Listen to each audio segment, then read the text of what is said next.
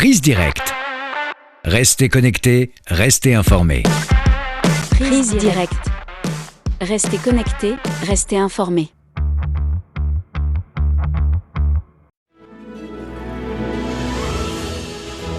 Bonjour à toutes et à tous. L'année 2025 marque le 80e anniversaire de la victoire de la guerre de résistance du peuple chinois contre l'agression japonaise et de la guerre mondiale antifasciste. Ces victoires ont pavé la voie à un nouvel ordre mondial, symbolisé par la création des Nations Unies.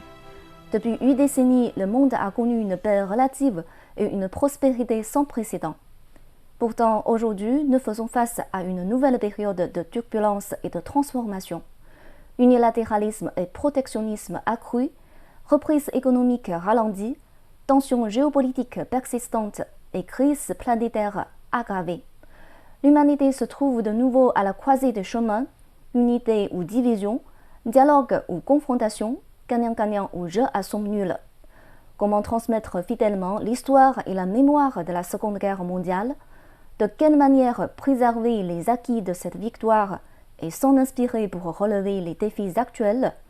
En sa qualité de membre fondateur des Nations Unies et membre permanent du Conseil de sécurité de l'organisation, quel rôle la Chine a-t-elle joué pour la paix et le développement du monde? Nos invités partageront leurs analyses. J'ai le plaisir de recevoir sur notre plateau Madame Wang Xiaoxia, directrice du département des langues étrangères de l'Institut de diplomatie de Chine. Bonjour. Bonjour. Et Monsieur Joseph-Olivier Mento, docteur en sciences politiques et relations internationales à l'Université de Beijing. Bonjour. Bonjour. Bienvenue à tous. La Seconde Guerre mondiale a embrasé l'Asie, l'Europe, l'Afrique et l'Océanie, impliquant plus de 80 pays et régions et environ 2 milliards de personnes. Plus de 100 millions de soldats et de civils ont été tués ou blessés, dont plus de 35 millions de Chinois. Ma première question s'adresse à M. Mento.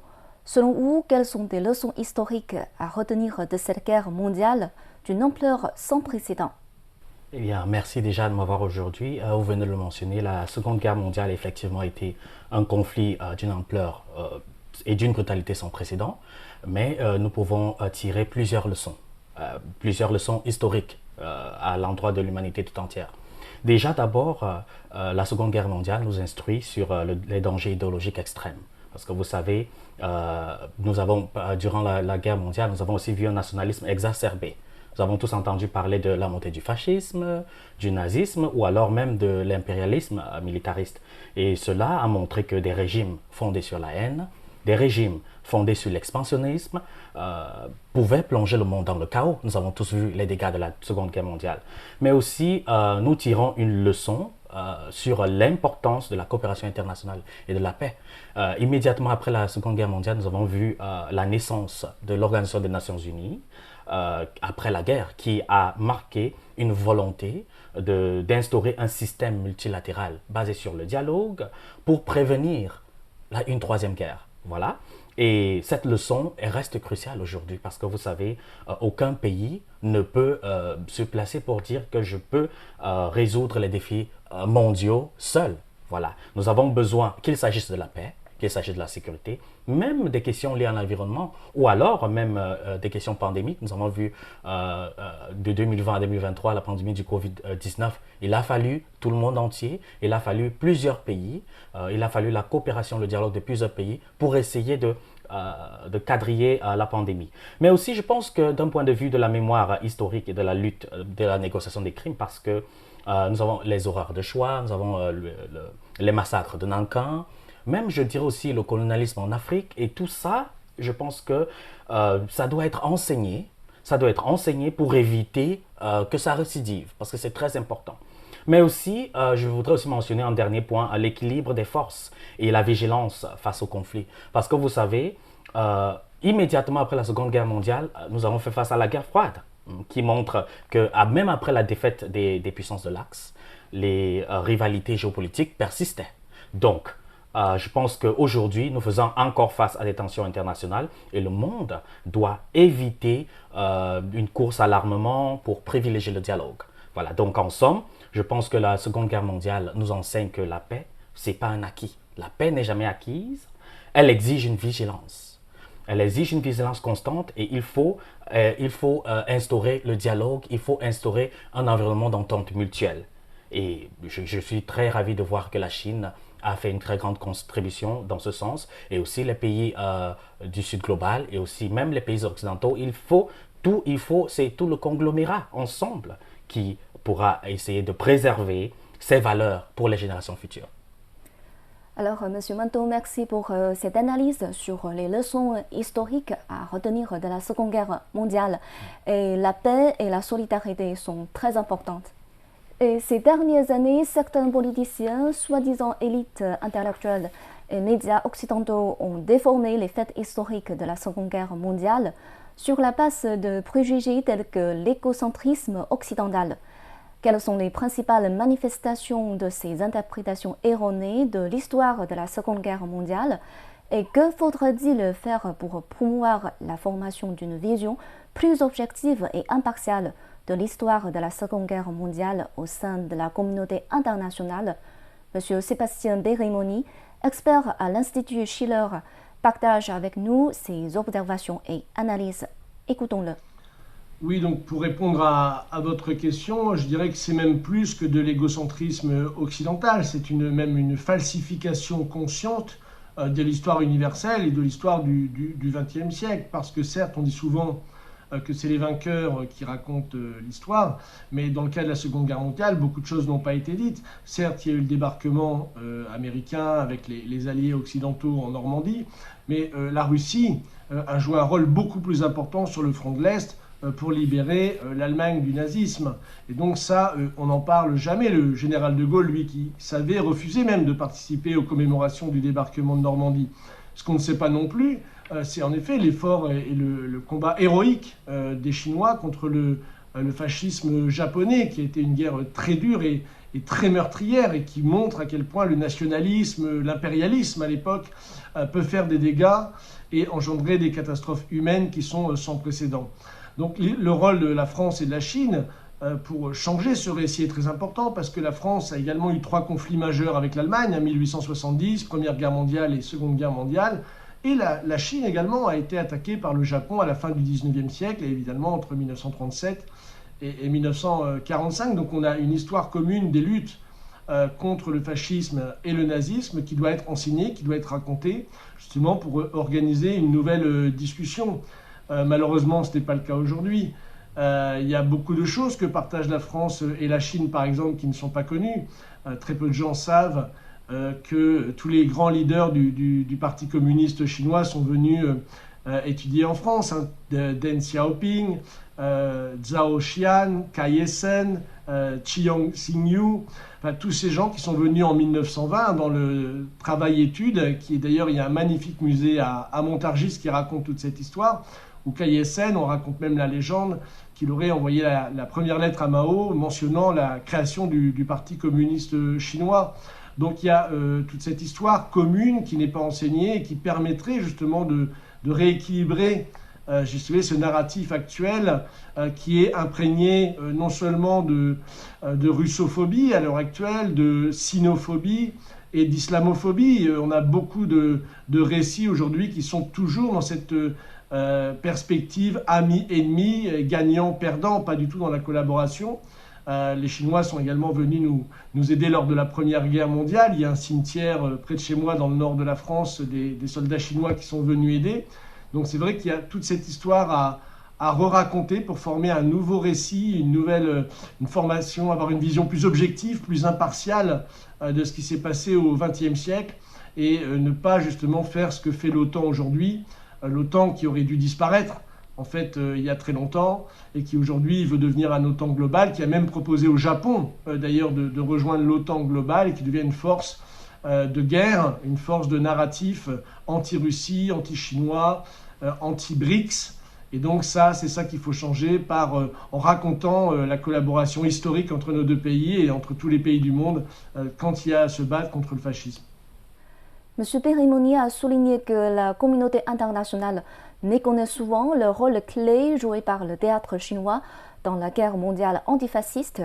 Madame Wang Xiaoxia, comment devrait-on évaluer la contribution de la Chine à la victoire de cette guerre?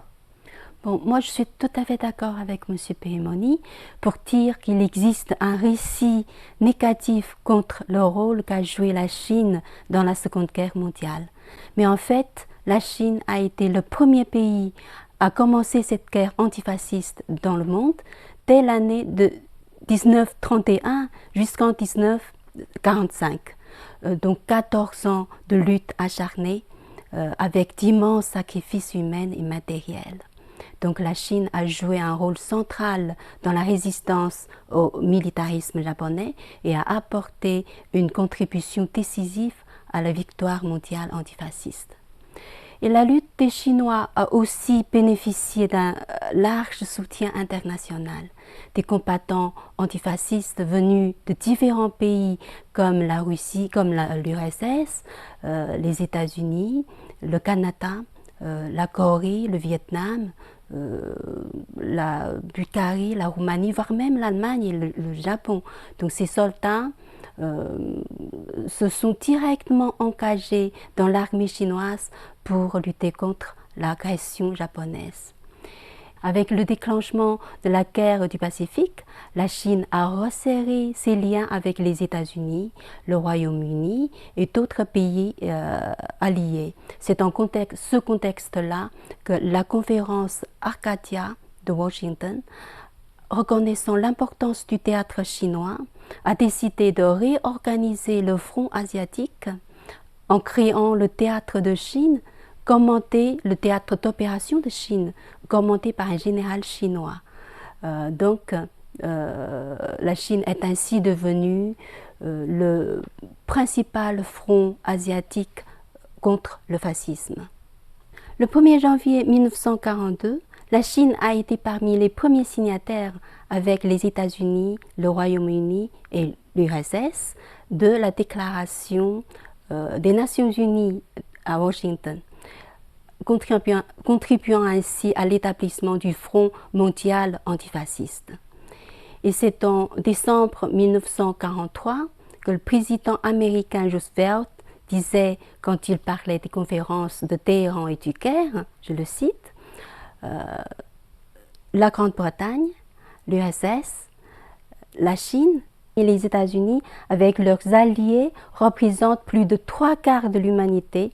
Si ces 4 puissances militaires restent unies dans leur volonté de paix, aucune puissance agressive ne pourra déclencher une nouvelle guerre mondiale.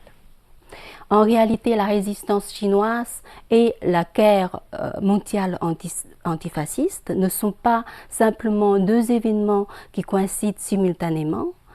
Tous les deux sont en fait profondément interconnectés. Donc, la résistance chinoise a non seulement brisé les plans colonialistes japonais contre la Chine, mais aussi anéanti l'ambition collective des fascistes japonais, allemands et italiens de dominer le monde entier par la guerre. Donc la victoire chinoise a définitivement démantelé un système colonial vieux de plusieurs siècles. Dans ce sens, la résistance chinoise a dès le début revêtu une signification universelle pour préserver la paix mondiale et pour défendre la justice internationale. Merci. Tout à l'heure, nous avons passé en revue des faits historiques de la guerre mondiale antifasciste. Alors, Madame Wang Xiaoxia, quels ont été les impacts fondamentaux de la guerre, de la victoire de cette guerre sur la construction de l'ordre politique, économique et sécuritaire international d'après-guerre? Avant et après la fin de la Seconde Guerre mondiale, la décision la plus importante prise par la communauté internationale est la création des Nations Unies. La Charte des Nations Unies a jeté les bases de l'ordre international moderne et a établi les principes fondamentaux régissant les relations internationales contemporaines. D'abord sur le plan politique, l'effondrement de l'ancien système colonial dominé par les grandes puissances européennes a permis d'établir un système international centré sur l'ONU, affirmant les principes fondamentaux d'égalité souveraine et de non-ingérence dans les affaires intérieures. D'ailleurs, le fait que la Chine est devenue membre permanent du Conseil de sécurité et que d'autres nations nouvelles surgissent sur la scène internationale a jeté aussi les bases du multilatéralisme. Et sur le plan économique, la conférence de Bretton Woods a créé le Fonds monétaire international et la Banque mondiale qui a stabilisé l'ordre financier mondial, et cela a aussi favorisé la formation du cadre de libéralisation des échanges et posé les fondements institutionnels de la mondialisation économique. En matière d'ordre sécuritaire, le mécanisme de sécurité collective du Conseil de sécurité de l'ONU s'est vu conférer un pouvoir coercitif pour maintenir la paix internationale. Le principe d'unanimité des grandes puissances contribue à éviter l'éclatement des conflits à grande échelle. Donc l'ordre international d'après-guerre peut être considéré comme un ensemble de règles internationales et de mécanismes de garantie des paix établis sur la base des leçons douloureuses tirées des 2 guerres mondiales subies par l'humanité au XXe siècle.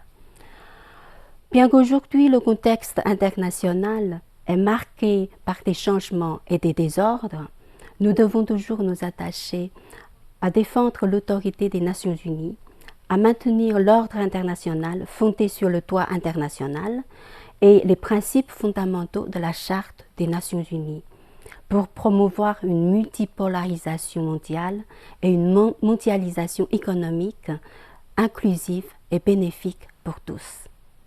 Madame Wang Xiaoxia, je vous remercie d'avoir fait le bilan de la construction de l'ordre international d'après-guerre.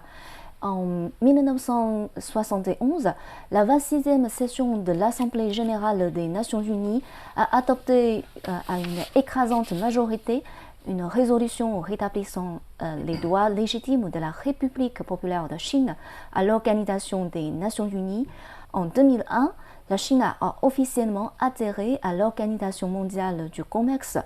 Monsieur Manteau, comment évaluez-vous l'impact profond de ces 2 événements marquants sur le développement de la Chine elle-même et sur l'échiquier international?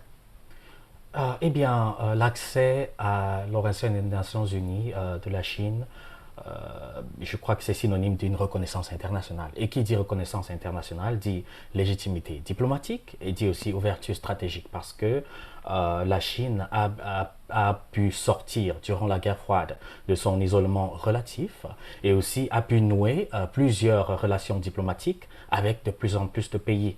Mais qui dit aussi reconnaissance internationale dit aussi accès aux institutions multilatérales, parce que l'accès à l'ONU a donné l'opportunité à la Chine de rejoindre aussi plusieurs autres agences onusiennes, par exemple l'Organisation mondiale de la santé, l'UNESCO, etc., qui a permis à la Chine de bénéficier des échanges technologiques et aussi économiques en prouvant ses intérêts.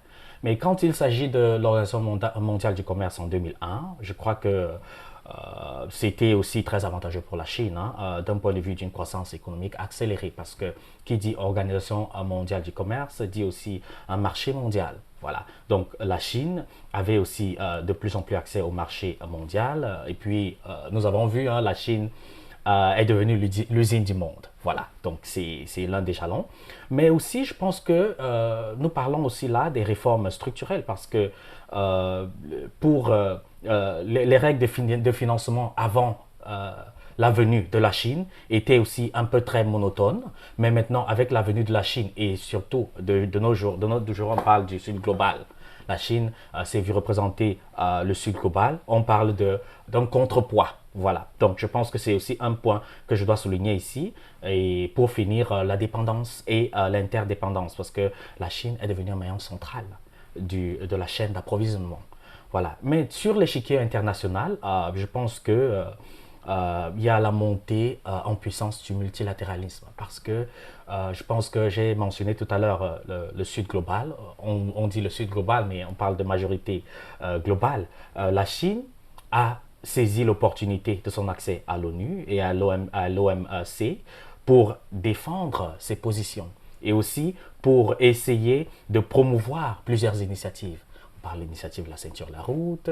Maintenant, on parle des BRICS, on parle du Forum de coopération Sine-Afrique et aussi du Forum de coopération avec l'Amérique latine. Et pour finir, la globalisation à la chinoise. Voilà, parce que l'entrée à l'Organisation mondiale du commerce à la Chine a aussi intégré la Chine dans le commerce mondial, mais aussi a essayé d'insuffler un nouveau vent de développement, surtout pour les pays du Sud global.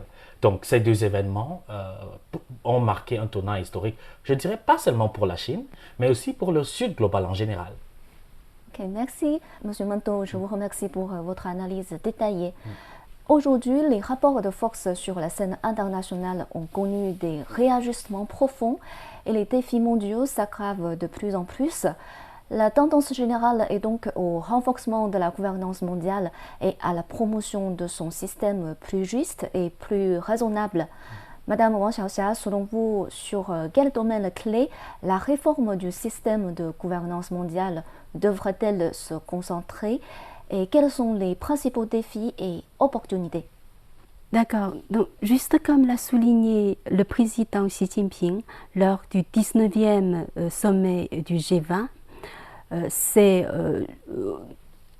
ce n'est qu'en consolidant davantage le consensus international dans les domaines économiques, financiers, commerciaux, numériques, écologiques et de sécurité mondiale qu'on pourrait perfectionner le système de la gouvernance mondiale. La plus grande opportunité, d'après moi, réside justement dans l'appel croissant de la communauté internationale à réformer ce système de gouvernance mondiale. L'établissement de mécanismes internationaux, le respect des règles internationales et la poursuite de la justice internationale sont devenus un consensus pour la majorité des pays. Dans la tendance historique vers la paix, le développement, la coopération et le gagnant-gagnant est irrésistible. Le Sud global, aspirant à davantage d'opportunités de développement plus équitables, est devenu aussi une voix de plus en plus entendue sur la scène internationale. Ainsi, promouvoir un système de gouvernance mondiale plus juste et rationnel répond aux besoins universels de tous les pays. Mais d'un autre côté, l'unilatéralisme et le protectionnisme commercial continuent de chercher à diviser le monde. Les événements climatiques extrêmes, les pandémies et les risques de la perte de contrôle de l'IA confrontent la société humaine à des défis majeurs, sans précédent. Donc, dans le monde d'aujourd'hui, les déficits de paix, de développement, de sécurité et de gouvernance ne cessent de s'aggraver. Aucun pays ne peut résister à l'écart. Les nations du monde doivent agir de manière responsable et unie pour construire ensemble un système de gouvernance mondiale juste et rationnel. C'est aussi pourquoi la Chine propose de construire une communauté d'avenir partagé pour l'humanité, dans le but justement de combler tous ces déficits et de quitter la réforme du système de gouvernance mondiale. Madame Wang Xiaoxia, merci d'avoir partagé votre point de vue sur la réforme du système de gouvernance mondiale. La Chine et la France sont toutes deux membres permanents du Conseil de sécurité des Nations Unies et des puissances d'influence mondiale. Comment les deux pays devraient-ils renforcer leur coopération afin de promouvoir conjointement le multilatéralisme et d'améliorer le système de gouvernance mondiale? Voici la réponse de M. Sébastien Derimoni, expert à l'Institut Schiller. Alors oui, la France et la Chine sont membres permanents du Conseil de sécurité et devraient promouvoir évidemment, et dans certains cas le font, le multilatéralisme. Mais je dirais que ça devrait aller encore plus loin, c'est-à-dire que la Chine et la France devraient promouvoir une réforme complète des Nations Unies qui ont été le résultat d'une situation d'après-guerre très spécifique. Qui avait, si vous voulez, divisé le monde en blocs. Et aujourd'hui, il faut donner la voix à tout le monde. Il n'est pas normal que, et on le voit dans beaucoup de cas, en Ukraine, en Palestine, au Soudan, en RDC, partout des conflits que des pays peuvent bloquer des résolutions s'opposant même au droit international, comme on le voit dans le cas de la Palestine. Donc la France et la Chine devraient non seulement promouvoir le multilatéralisme, certes, mais surtout promouvoir une réforme des Nations Unies, pour que chacun ait sa voix. Vous savez, aujourd'hui, le monde a changé depuis 1945. On a eu l'émergence des BRICS, aujourd'hui qui sont devenus une force très importante, le BRICS+. Donc on a l'émergence de ce qu'on appelle la majorité mondiale, le Sud global, qui n'a pas voix au chapitre à cause du fonctionnement des Nations Unies actuelles. Donc il faut un pays, une voix, beaucoup de pays proposent ça.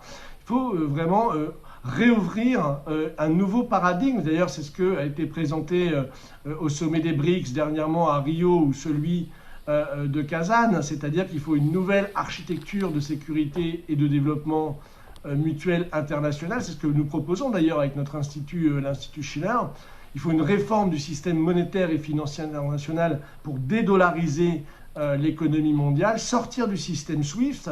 Donc à Kazan avait été discuté des mécanismes d'échange entre monnaies nationales des différents pays du Sud global. Donc c'est toute une réforme globale des mécanismes financiers, des mécanismes de coopération, des mécanismes de vote au sein du Conseil de sécurité et au sein des réformes internationales, parce qu'aujourd'hui on voit bien que le droit international est piétiné, bafoué jour après jour, sans que des voix, ou alors des voix qui s'opposent, puissent être entendues. Donc c'est à ça que la France et la Chine devraient se battre dans le cadre de cette perspective multilatéraliste qui est aujourd'hui inévitable avec l'émergence du Sud global.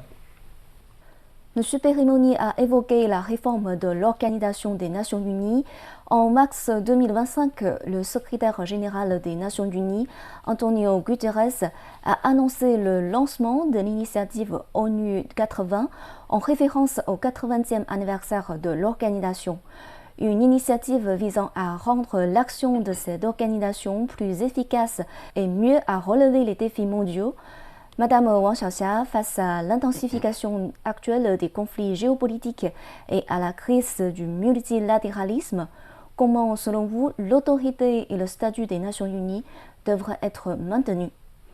D'accord. Face à l'aggravation des conflits géopolitiques et aux défis à relever par le multilatéralisme, préserver l'autorité des Nations Unies exige une action collective de la communauté internationale, en particulier des grandes puissances qui doivent jouer un rôle constructif. Juste comme ce qu'a souligné M. Perimoni tout à l'heure, il faut d'abord réformer l'ONU pour renforcer sa représentativité et son inclusivité, c'est-à-dire accroître la représentation des pays en développement, du Sud global, pour corriger les injustices historiques en élargissant leur droit à la parole qui leur permettra de participer davantage à la gouvernance mondiale. Et d'ailleurs, l'ONU doit jouer un rôle central dans l'élaboration des règles sur des nouveaux enjeux comme le changement climatique, la santé publique et la gouvernance de l'intelligence artificielle.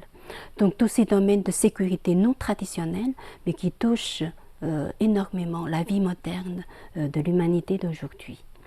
Et encore un autre point important, c'est que les institutions comme l'UNESCO doivent multiplier les plateformes d'échanges interculturels pour promouvoir le dialogue entre les civilisations dans le but de consolider le consensus international et résister aux divisions du monde. Dernière chose essentielle, c'est que les grandes puissances comme la Chine et les États-Unis devraient aussi assumer leurs responsabilités et leurs engagements. Effectivement, la Chine, pour soutenir l'autorité de l'ONU, est le premier contributeur de troupes parmi les membres permanents du Conseil de sécurité, avec plus de 50 000 casques bleus déployés. Et elle soutient aussi les projets de développement via le Fonds d'assistance à la coopération Sud-Sud pour défendre les intérêts communs des pays en développement et pour renforcer leur pouvoir dans la gouvernance mondiale. Madame Wang Xiaoxia, merci pour votre analyse. Ces dernières années, la Chine n'a cessé de promouvoir une coopération de qualité dans le cadre de l'initiative La ceinture et la route. De plus, elle a avancé et mis en œuvre des concepts tels que la communauté d'avenir partagée pour l'humanité que l'on a mentionné tout à l'heure et l'initiative pour la sécurité mondiale. Monsieur Manteau, d'après vous, quelles nouvelles pistes de réflexion et solutions ces propositions et pratiques chinoises pourraient-elles apporter pour remédier aux déficits mondiaux en matière de paix, de développement et de gouvernance?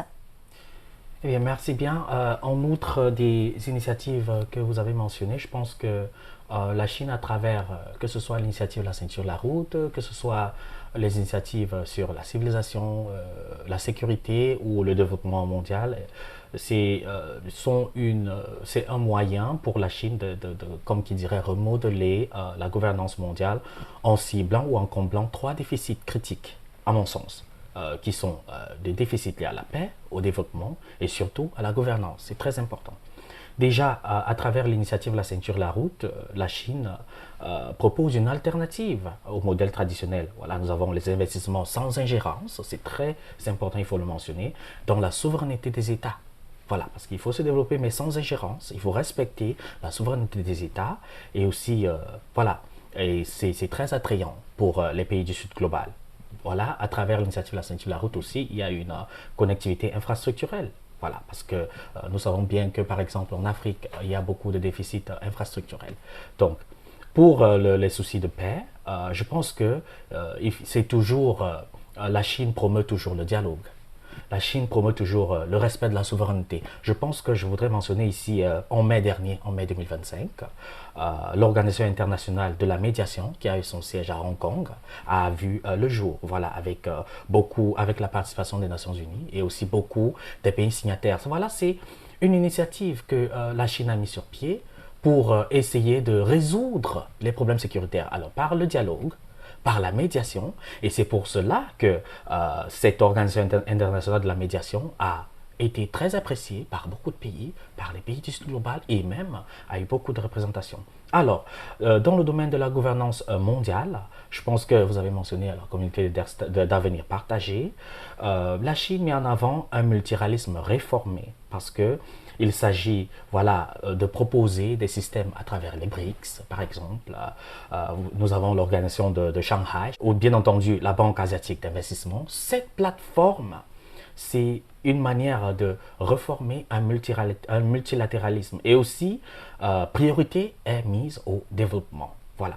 Mais je voudrais aussi mentionner en juillet, dernier, je crois que c'est les 10 et les 11 juillet, ont eu lieu le forum ministériel sur le dialogue de la civilisation mondiale. Et j'ai eu l'honneur d'y participer. Et c'était très intéressant de voir l'importance que la Chine mettait à l'entente mutuelle. Parce qu'il y avait des représentations de tout le monde entier. Voilà. Il faut que des civilisations apprennent l'une de l'autre parce qu'il n'y a pas, la Chine a souligné qu'il n'y a pas de civilisation qui est au-dessus de l'autre. Que le pays soit grand, petit, micro ou, je sais pas, développé ou en voie de développement, il n'y a pas de civilisation qui est au-dessus de l'autre. Alors il faut promouvoir l'entente mutuelle, il faut trouver des points communs. Nous partageons les bénéfices, mais nous partageons aussi les défis. C'était très très très intéressant. Et voilà, en gros, je crois que c'est voilà les initiatives que la Chine essaie de mettre sur pied et qui reflètent, bien entendu, les besoins et les aspirations présentes dans les pays du Sud global. Et c'est pour ça que vous voyez, dans presque toutes ces initiatives, ont beaucoup d'approbation des pays du Sud global. Voilà. Monsieur Manteau, je vous remercie d'avoir partagé ces exemples et aussi présenté des perspectives. J'ai une autre question à vous poser. Comment la Chine et les pays africains pourraient-ils, selon vous, coopérer de manière plus efficace pour promouvoir le développement des pays du Sud global et renforcer leur représentation et leur droit à la parole dans les affaires internationales? Eh bien, je pense que d'entrée de jeu, il faut d'abord approfondir la coopération économique. C'est vrai déjà que les relations sino-africaines avant étaient basées majoritairement sur les infrastructures, mais le forum de coopération Sine-Afrique qui a eu lieu en Chine l'année dernière a aussi prouvé qu'il fallait aller au-delà des infrastructures. Il fallait essayer de de promouvoir un transfert de technologie. Donc voilà, donc je pense que c'est le transfert de technologie. Nous parlons maintenant, le professeur tout à l'heure a mentionné l'intelligence artificielle, nous parlons du numérique, nous parlons aussi voilà, des économies vertes, des économies bleues. Voilà, donc je pense que le point doit être de plus en plus mis sur le transfert de technologie parce que les pays africains accordent une très grande importance à la formation de la main-d'œuvre locale. Voilà, parce qu'il faut essayer d'ajouter de la valeur aux produits et aux agences locales. Voilà, et il faut aussi rééquilibrer le commerce. Rééquilibrer le commerce parce que vous voyez, les pays africains essayent aussi de, comme j'ai parlé de tout à l'heure de la valeur ajoutée, les pays africains essayent de promouvoir le fait en Afrique, made in Africa, donc la transformation locale. Et donc, je pense que c'est aussi une idée, c'est aussi une idée pour le futur. Voir comment essayer de renfermir l'agentivité africaine pour pouvoir produire localement et aussi exporter de l'Afrique vers l'extérieur. C'est pour ça que j'ai été très ravi de participer au colloque économique et commercial qui a eu lieu à Changsha, où j'ai vu beaucoup de produits africains qui rentraient en terre chinoise. Et aussi, j'ai été très ravi de voir que la Chine a ramené à 0% les exports tarifaires sur 53 pays africains. C'est une très bonne nouvelle pour les relations sino-africaines et aussi à l'horizon 2027. Voilà, donc je pense que c'est déjà très bien. Mais aussi, il faut renforcer la voix sur la scène internationale parce que c'est très important. Je pense que l'Afrique, les pays africains sont aussi très contents de la Chine parce que la Chine a aussi tout fait pour épauler voilà, l'accès de l'Union africaine au G20. Parce qu'on parle de G20 plus l'Union africaine. C'est déjà bien. L'Union africaine a déjà plus de représentation. L'Afrique a déjà plus de représentation sur la scène internationale, ce qui est très bien. Mais aussi, par ricochet, l'Afrique aussi supporte et épaule aussi la Chine sur la scène internationale. Vous avez parlé de l'accès de la Chine à l'ONU. Je pense que la plupart des pays africains ont soutenu l'accès de la Chine à l'ONU en 1971, quand vous avez mentionné. Donc, en général, je pense que la coopération sino-africaine met un point plus renfermé sur l'entente mutuelle, sur l'apprentissage mutuel, l'échange de transfert de technologie et aussi sur les jeunes. Voilà, parce que l'accent a aussi été mis sur les jeunes. L'Afrique, vous savez, environ 60% est en dessous de 25 ans. Donc, la formation des jeunes, voilà, l'échange culturel des jeunes est aussi très important pour que les deux parties, soit la Chine et l'Afrique, puissent renfermer, puissent apprendre l'une de l'autre. Voilà. Okay, merci, Monsieur Mento. Nous allons conclure cette émission. Alors Madame Wang Xiaoxia, est-ce que vous avez quelque chose à ajouter? Oui, moi, je voudrais dire qu'à travers l'histoire des relations internationales, aucun système a été parfait. L'ordre international actuel ne fait pas exception, mais tant qu'il est fondé sur les règles, guidé par l'équité et orienté vers le gagnant-gagnant, il ne pourra pas être abandonné et encore moins d'être détruit au prix de la paix et de la sécurité. Donc face à un monde en mutation où les déficits s'entremêlent, et les intérêts des uns et des autres se sont profondément liés et connectés, on doit rester fidèle aux principes et au but de la Charte des Nations Unies pour garantir une paix et une sécurité plus durables dans le monde.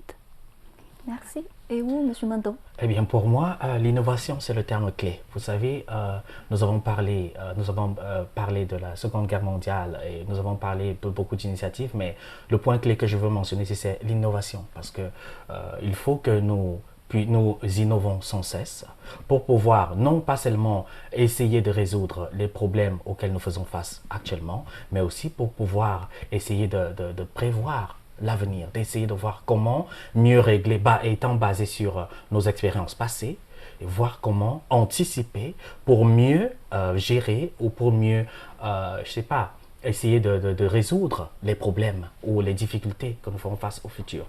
Un deuxième point, je voudrais aussi mentionner ici les rapports humains, les échanges culturels, c'est très important. Vous savez, qu'on parle de paix, qu'on parle de sécurité ou même de commerce, tout ça se ramène à l'homme. Si les civilisations, si les peuples n'apprennent pas à se connaître, nous ferons encore face à beaucoup de difficultés. Parce qu'il y a beaucoup de clichés, vous savez, et ces clichés, ces préjugés sont parmi les noyaux centraux de tous les défis auxquels nous faisons face. Et c'est pour ça que je suis aussi très ravi, si je veux me focaliser sur la coopération sino-africaine, l'année prochaine 2026 sera l'année sino-africaine des échanges humains et culturels. Donc la Chine et l'Afrique vont mettre un point phare sur l'entente mutuelle, sur l'échange culturel, sur l'échange des jeunes. Voilà. Et je crois que c'est très bien joué. Et ça va permettre aux Africains, aux jeunes Africains et aux jeunes Chinois de mieux se connaître. Et quand on se connaît, on n'est plus qu'amis, on est des frères. Et là, on peut s'unir la main dans la main pour faire face aux défis à venir. Merci, nous avons beaucoup discuté.